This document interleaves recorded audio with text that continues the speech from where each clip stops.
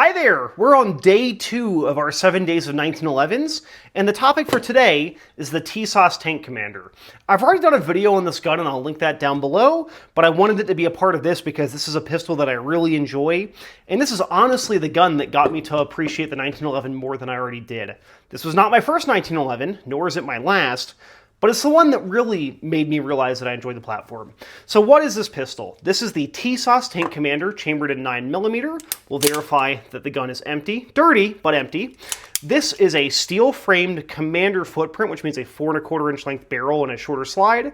It's a full-size frame, but a slightly shorter dovetail, or dust cover here. And this is a gun that you can get for an incredibly reasonable amount of money.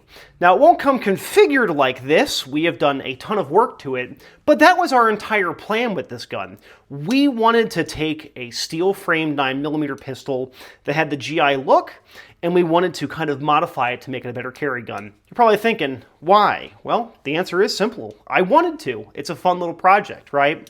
So the Tank Commander here started off as a $380 gun when it was shipped to my FFL.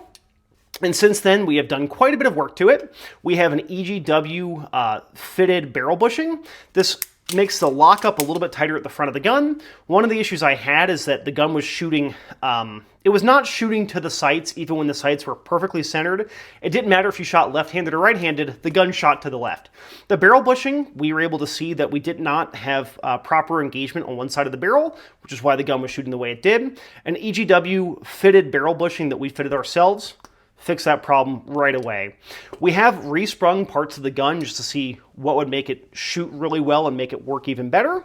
We have a Wilson Combat large paddle safety here. Wilson Combat beaver tail, which we radius the frame for. The gun came with an arch mainspring housing, which is still on here. The finish is a little worn off the sides here, but we blended it a little bit so it'd be more comfortable in the hand. Skateboard tape on the front of the gun for even more texture. We have Harriet stocks here on the pistol, which look great. They support the plunger tube quite well. And then they have great texturing here. And then we have a Harrison design, a John Harrison retro long trigger. So here, with a little bit of tuning to the sear spring, our trigger press is about 4.5 pounds. It is very crisp. Well, you actually pulled the magazine out so I can show you the reset. So very, very easy there. Pretty good reset. I'm unique in the sense that I like a little bit of travel on my 1911 trigger. I don't want it just to be wall. I want to have a little bit of take up and then the break. This trigger does that great with the over travel adjustment screws and all of those things. Even from the factory, this gun came with a beveled, slightly beveled, I don't want to say magwell, but a slightly beveled like feedway here, which has been really handy. And with the Wilson Combat 10 rounders, these 500Ds, the Chip McCormick Power Mags with 10 round capacity, and then the Mech Guard 10 rounders, this gun's been pretty reliable. When we first got it, we did have to monkey with the extractor tension. It wasn't properly tensioned, but that's a thing that happens on a lot of 1911s. The gun was reliable, but it wasn't reliable for passing a 10.8 performance reliability test. Since doing some extractor tensioning, and then kind of reprofiling part of the extractor claw a little bit, just, kind of cutting it to be a little bit more aggressive, this gun has been extremely reliable, even with hollow point ammunition, which for the most part is HSTs that I shoot through these guns. So the Tank Commander, simple pistol. I do plan on doing more work to it in the future.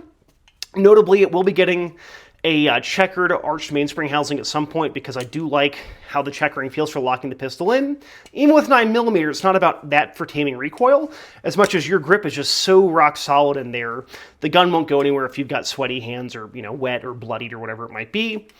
The sights on this pistol are better than most GI sights. They are GI profile, but they're a little bit taller. Of course, orange paint on the front sight. This gun's going to be getting milled for a red dot at some point. And you might be thinking, why are you doing all this work to the Tisas?